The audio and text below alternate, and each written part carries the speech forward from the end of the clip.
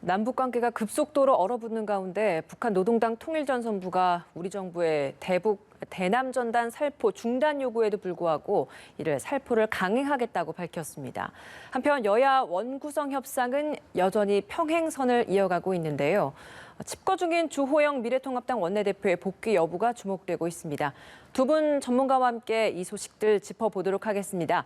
현근택 민주당 법률위원회 부위원장, 박민식 전 국회의원 자리하셨습니다. 어서 오세요. 안녕하세요. 네, 북한이 대남 전단 살포 사실을 공개를 했고 통일부가 유감을 표하면서 중단을 해달라라고 요구를 했는데 오늘 통일전선부 대변인 담화 내용을 보면 계획대로 계획 변경 없다라는 이야기를 하고 있는 것 같습니다. 현재 북한의 이런 움직임 좀 어떻게 보고 계십니까? 우려스럽습니다. 왜냐하면 당초에 예정은 돼 있던 것 같습니다. 아마 폭파도 사전에 예고를 했고요. 이것도 아마 이제 그 북한 내 어떤 여론도 좀 조성하면서 하는 걸로 보면 아마 진행을 할 것 같습니다. 근데 당연히 이제 하지 말아야 되는데 그래도 이제 저는 약간 신호에 있어서 그래도 약간 긍정적인 게 있다고 보는 게 일단은 조금 군사적인 도발은 아닌 것 같고요. 일단 그러니까 폭파라는 거 굉장히 어찌 보면 예상할 수 없는 방법이었는데 이 어쨌든 전단은 예전에도 하던 방식이거든요. 그러다 보면 이제 군사적 도발은 아닌 것 같고 또 당국이 직접 나서는 것 같지도 않아요. 어찌 보면 이제 학생이라든지 아니면 민간인들을 통해서 하는 거라서 저는 이거를 더 상태를 악화시키느냐 아니면 어느 정도 예정된 수순을 받고 끝나느냐라고 본다 그러면 저는 약간 후자 쪽에 무게를 두고 싶습니다. 그럼에도 불구하고 어쨌든 하지 말아야 되고 어쨌든 이제 남북 간의 긴장 조성하는 거는 저는 하지 말아야 된다고 보기 때문에 북한도 자제해야 된다고 보고 있습니다. 예. 의원님께서는 어떻게 보고 계십니까? 저도 동감입니다만은 어떻든 북한의 그동안의 행태에 비추어 보면 그 대남 전단이죠. 대남 척대 전단을 살포하는 계획은 조만간에 실행을 하지 싶습니다. 이제 저는 거기에 더해서 그동안 우리 정부가 우리 대북 단체들의 그 대북 전단에 대해서 여러 가지로 이제 압박도 하고 설득도 하고 해서 어쨌든 지금 일단 취소를 시켰지 않습니까? 취소를 시킨 마당인데 이제 북한에서 오히려 이제 또 이거 전단을 살포한다라고 할 때 우리 정부의 대응이 사실 자목 궁금합니다. 그동안 이제 우리 대북 단체에 대해서는 그렇게 강하게 탈북민 단체죠. 그렇죠. 예. 대북 단체, 탈북 단체에 대해서 그렇게 강하게 조치를 했었는데 그럼 북한에서 이제 똑같이 이렇게 할 때 우리 정부가 어떻게 해야 되느냐. 사실 상당히 고민이 있을 겁니다. 예, 그럼 어떻게 해야 한다고 보세요? 아니 저도 개인적으로는 이것이 긴장 조성의 또 사실은 그 어떤 뭔가 매개체가 될 수 있기 때문에 우려스러운 생각이 듭니다만은 여러 가지 북한에서 지금 계획하고 있는 여러 가지 조치들 지금 이제 예를 들어 통신선 차단했죠. 또 남북 연락사무소 폭파했죠. 대남 전단 살포하죠. 그 이후에 생각할 수 있는 여러 가지 조치들 중에 초보적인 단계의 조치이기 때문에 여기에 너무 우리 정부가 과민하게 대응할 필요는 없다. 예를 들어서 이제 과거에 다 그런 것을 이제 서로 하지 말자고 했지만 전단이다 또 그 DMZ에서의 대북 확성기 이런데 일각에서는 이제 우리도 그럼 대북 확성기를 다시 재개해야 된다라고 하는데 저는 개인적으로 이런 초보적인 북한의 조치에 대해서 우리가 너무 예민하게 과민하게 반응할 필요는 없다라는 게 제 개인적인 생각입니다. 우리 정부의 대응은 좀 어때야 한다고 보시나요? 그러니까 저도 이제 그 부분이 고민될 것 같아요. 만약에 우리는 어쨌든 지금 그동안에 아마 경찰관 직무집행법이라든지 이런 걸로도 이제 막을 것 같습니다. 근데 이제 판문점 선언이라든지 군사합의서 이걸 안 하기로 돼 있었는데 그동안 어찌 보면 이거를 제대로 대응을 못했던 것 같은데 말씀하신 것처럼 북한이 이번에 보낸다. 근데 우리도 다시 그럼 해야 되느냐. 이거 사실은 어찌 보면 계속 반복되어 온 거예요. 70년대부터 한 3, 40년 동안 반복되어 온 건데 아마 관건은 지금 아마 이제 6.25 70주년 기념 때 지금 아마 100만 장을 보낸다고 하고 있는데 탈북자 단체에서 그거는 좀 막을 필요가 있는 것 같아요. 왜냐하면 그 시기도 그렇고요. 그러니까 6.15라는 걸 어쨌든 상기하는 거잖아요. 그걸 계기로 해서 뭔가 이제 또 이슈화 된다기보다는 그걸 어찌 보면 우리가 그 아픈 상처를 어찌 보면 다듬어 가야 되고 어찌 보면 이게 지금 휴전 상태인데 정전이라든지 아니면 평화협정으로 가야 되는 단계인데 그걸 반대로 갈 수는 없는 거거든요. 그런다면 아마 이번에 북한이 하더라도 그거에 대해서 당연히 우리가 예를 들어서 뭐 저쪽에서 하는 것처럼 우리가 거기다가 뭐 쏜다든지 할 수는 없는 거잖아요. 그렇지만 어쨌든 이번에 6월 25일 날 그 예정돼 있는 것들은 저는 좀 막을 필요는 있다고 봅니다. 그러니까 북측에서 대남 전단을 살포한다고 하더라도 6월 25일에 대북 전단 살포는 어떻게든 우리 정부 차원에서는 막아야 된다라는 네, 입장이신 네. 거죠. 그러니까 통합당은 당장 실질적인 위협이 눈앞에 다가왔는데 정부의 인식이 크게 달라지지 않고 있다. 이런 비판을 하고 있어요. 통합당의 이런 비판에 대해서는 좀 어떻게 보십니까? 일단 아마 결과적으로 보면 일단 뭐 지금 그 2018년 남북 합의서라든지 아니면 판문점 선언의 결과물이었거든요. 연락사무소 폭파된 거기 때문에 저는 아마 이거를 복귀할 필요는 있다고 봅니다. 그러니까 그동안 말은 아마 뭐 이걸 파괴하겠다는 말을 했지만 아마 그렇게까지 예상을 못한 것 같아요. 예. 그러면 이제 북한의 어쨌든 의도라든지 이거는 제대로 파악 못한 게 맞는 것 같고요. 네. 그러면 이걸 돌아볼 필요가 있다. 그러니까 이런 어떤 폭파 사건이 있음에도 불구하고 전혀 없었던 것처럼 다시 이렇게 하자는 건 아닌 것 같고요. 그럼 아마 예. 지난 2년, 3년 동안의 이런 대북 정책이라든지 제대로 됐는지는 되돌아볼 필요는 있다고 봅니다. 예. 그 공석이 된 후임 통일부 장관 인선 과연 누가 될 것인가 이것도 관심이지 않습니까? 큰 틀에서는 뭐 정치인 출신들이 많이 거론이 되던데 지금 현 시점에서 어떤 인물이 통일부 장관이 돼야 한다고 보세요? 아니 기본적으로 그동안 우리 정부의 뭐 문재인 정부뿐만 아니라 그 전에 정부에서도 통일부 장관의 위상, 역할 사실은 우리 국민들 중에서 통일부 장관 누구냐에 대해서 특별히 관심이 없을 정도로 존재감이 없었습니다. 오히려 뭐 몇십 년 전부터 그 중대한 남북 관계의 그런 획을 긋는 그런 사건이나 이벤트를 만들 때는 예. 뭐 우리 쪽 입장에서 보면 국정원장이라든지 또 청와대 안보실장이라든지 이런 사람들이 고도의 정치적 의사결정을 했지 통일부 장관은 뭐 솔직하게 이야기하면은 그런 의사결정이 이루어진 이후의 어떤 실무적인 일 존재감이 사실 없었죠. 예. 그래서 저는 그런 그 통일부 장관의 위상과 역할에 대한 재검토 없이 그냥 특정인 뭐 정치인 지금 거명되는 분들이 있지 않습니까? 네네. 그분들을 통일부 장관으로 한다고 해서 과연 경색된 또 긴장이 조성되고 있는 남북 관계에 획기적인 무슨 변화가 있을 것이냐 상당히 회의적이고 오히려 이런 경색된 남북 관계를 제대로 좀 돌파하려면 그동안의 문재인 정부의 그 대북 정책에 대한 근본적인 인식 변화가 있어야 된다. 예를 들어 방금 말씀하신 것처럼 최근에 남북 공동 그 사무소를 폭파했지 않습니까? 사실 이거는 뭐 우리 정부에서도 강하게 유감 성명을 냈습니다만은 정말 상식적인 차원에서 보면 있을 수 없는 일이거든요. 시체말로 어떻게 보면 깡패가 하는 행위예요. 그런 폭발을 목전에 보고도 그동안의 똑같은 기존의 그런 대북 정책을 견지한다라고 하면은 뭐 정치인이 아니라 누구가 통일부 장관이 된다 한들 어떻게 돌파가 마련되겠냐. 한마디만 더 추가하면은 예. 남북 그 공동사무소 폭파했다라고 하는 것은 어떻게 보면 지난 3년 동안 문재인 정부의 대북 정책이 사실은 신기루였다. 여기에 대한 통렬한 그러니까 성찰이 있어야 됩니다. 그러니까 대북 정책 차원 전반적인 차원의 재검토가 필요하고 그렇죠. 그 차원에서 통일부의 위상 권한에 대한 변화부터 있어야 한다. 그러기 전에는 장관이 누가 오더라도 크게 변화가 없을 것이다. 그러니까 통일부 장관뿐만 아니라 그런 차원에서 아까 말씀드린 뭐 안보실장이라든지 또 국정원장이라든지 어떻든 대북 의사결정의 핵심적인 역할을 하는 그 사람들을 전면 쇄신하는 것이 바람직하다. 그래야 외교 국민들이 안보 라인에 대한 교체도 좀 필요하다라는 입장이시라는 그렇죠. 전면 쇄신해야 국민들이 이제 제대로 그럼 우리 문재인 정부가 대북 관계를 좀 검토를 하고 있구나, 변화가 있겠구나라고 국민들이 생각할 것 같습니다. 알겠습니다. 어떻습니까? 저도 뭐 아마 분위기 쇄신이 필요하다고 보는데요. 근데 아마 놓치지 말아야 될 점이 이런 게 있습니다. 결국은 아마 저는 김현철 장관 사태도 좀 그런데요.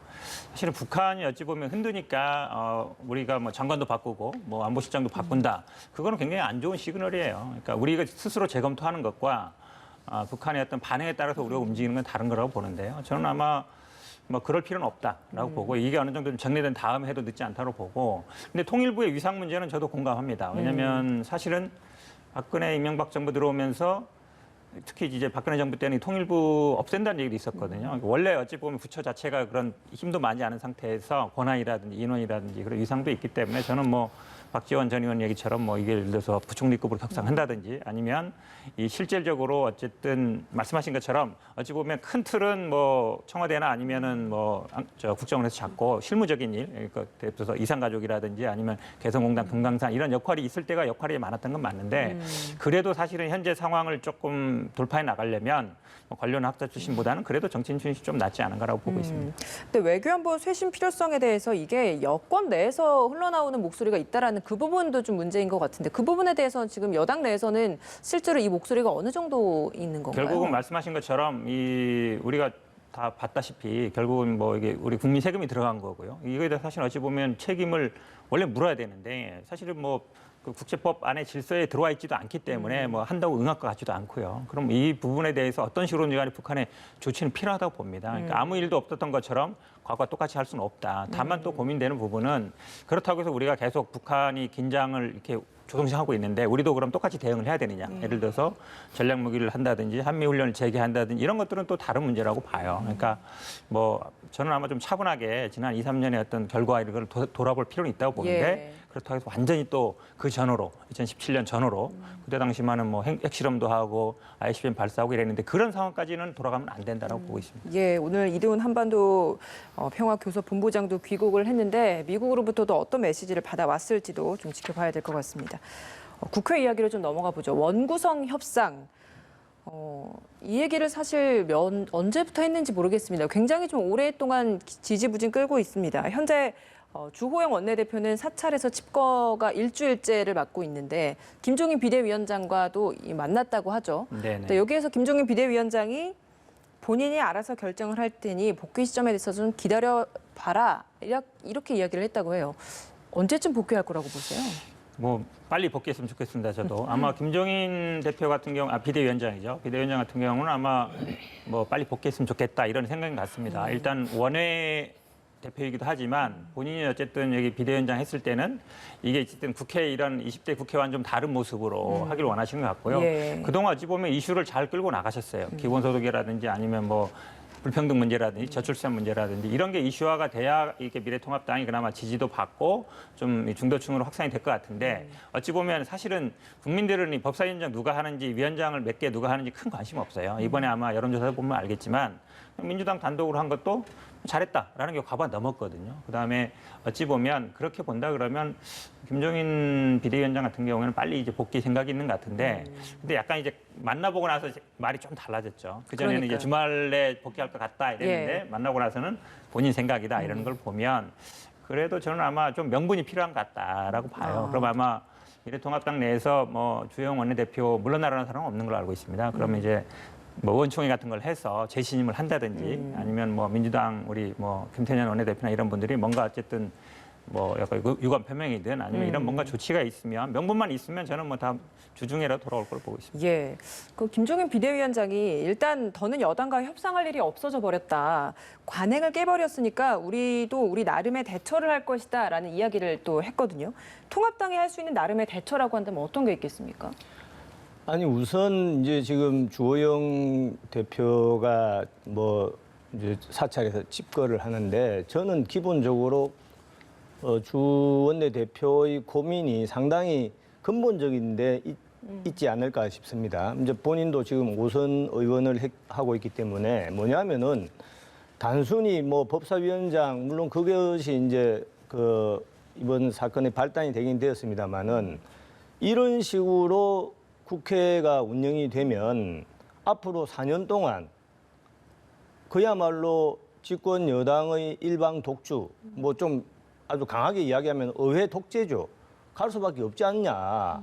뭐 어떤 180석을 가지고 있기 때문에 다 할 수 있는 겁니다. 그러면은 제1야당의 존재 의의가 없어지는 거죠. 이런 근본적인 그 회의감 같은 게 있기 때문에 주호영 대표가 쉽사리 저는 복귀하기가 어렵지 않을까. 복귀하려면 뭐 단순히 상임위원장 어떻고 저떻고 이걸 떠나서 예. 그런 의회 독주하지 않겠다는 그런 데 대한 진정성과 의지를 쉽게 말해서 보여주어야 야당 의원들이나 또 일반 국민들 그런 의구심을 해소시킬 수 있지 않을까. 그런 부분에 대한 그 명분 제공의 책임은 일차적 책임은 집권 여당한테 있지 않겠습니까? 예. 왜냐하면 집권 여당이 어떻든 국정의 일차적 책임자입니다.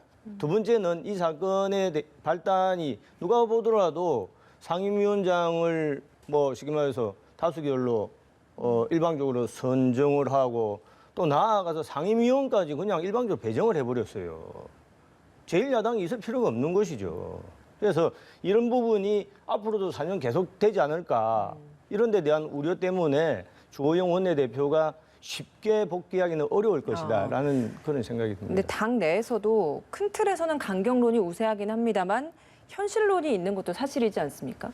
그러니까 코로나19 추경 문제도 벌써 뭐 보름 넘게 기다리고 있는 상황이고 북한발 안보 문제도 그렇고 그러니까 안보 정당이라고 자처하고 있는 통합당으로서 뭔가 역할을 하지 못하는 데 있어서의 부담에서도 좀 자유로울 수 없는 것도 사실이지 않겠습니까? 이 부분은 어떻습니까? 아니 그렇죠. 지금 안보 상황이다 또 경제 상황이 녹록지 않은 것만은 다 알고 있는 것이죠. 그렇기 때문에 집권 여당이 오히려 더 의회주의 원리랑이 뭡니까? 물론 다수결 원리가 있지만은 소수파에 대한 존중이라는 것이 가장 중요한 의회주의 원리예요. 알겠습니다. 민주당 측에서의 통 큰 양보가 필요하다라는 이야기를 하고 계신 것 같습니다. 아마 이제 원점으로 돌리자. 결국 이제 법사위를 뭐 달라라고 말씀하신 것 같은데요. 그거는 뭐 쉽지 않을 것 같습니다. 이미 어느 정도 진행이 됐고, 뭐 우리 기억해야 될 게 아마 당초 11대 7 정도는 어느 정도 된 것 같습니다. 법사위는 민주당이 하고 예결위는 미래통합당이 한. 물론 이제 저희 측에서는 뭐 가합이라 그러고 있고 이제 주호영 원내대표는 아니다. 그냥 의원총회 한번 가서 얘기만 해본 거다 얘기하는데요. 저는 아마 그 정도 합의 선상에서 어느 정도 될 것 같습니다. 물론 복귀는 뭐 저는 사실은 어찌 보면 원내대표가 지금 있는 건지 없는 건지도 좀 애매한 상황이잖아요. 사퇴는 했는데 일단 받아들이지 않은 상황이기 때문에 이것도 어찌 보면 약간 국민들이 보기에는 아니 그 국회가 일도 안 하면서 계속 이런 상태 갈 수 없는 거 아니냐. 말씀하신 것처럼 뭐 경제 상황도 어렵고 남북 문제도 어렵기 때문에 저는 뭐 조속히 복귀하는 게 맞다고 보고 있습니다. 그러니까 민주당 입장에서는 또 국정 운영에 책임이 있는 집권 여당이잖아요. 그러니까 오늘 또 문재인 대통령도 6월 안에 추경안 처리될 수 있도록 모든 방법을 강구해 달라라고 이야기를 했기 때문에 이게 또 민주당에게는 또 확실히 또 부담이 될 수 있을 맞습니다. 겁니다. 그러니까 네, 이런 지금... 부분 또 처리를 하려면 또 어떤 또 대책이 있어야 되지 않겠습니까? 그렇죠. 결국은 이제 아마 추경 처리가 제일 문제인데요. 32조 정도 되고 있고 아마 이제 지금 경제가 어렵기 때문에 다 빨리 해야 된다는 걸 알고 있을 것 같습니다. 아마 그의 핵심은 또 예결위원장일 것 같아요. 그렇다 해서 민주당이 뭐 당초에는 그런 가합의를 빼고 예결위원장도 뭐 민주당이 갖고 와서 처리를 해야 된다 이런 의견도 있지만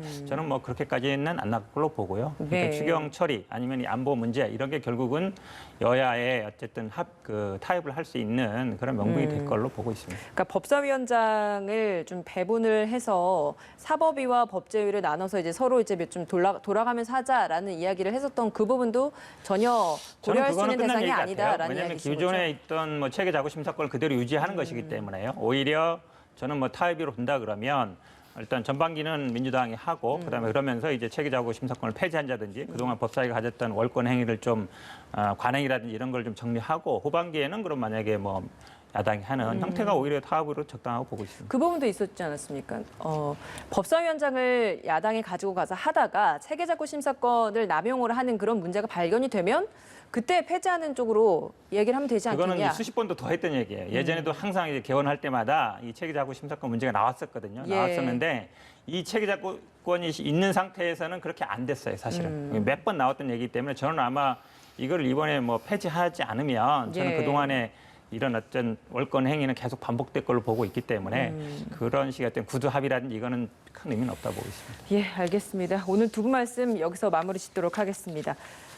현근택 더불어민주당 법률위 부위원장, 박민식 전 국회의원이었습니다. 고맙습니다.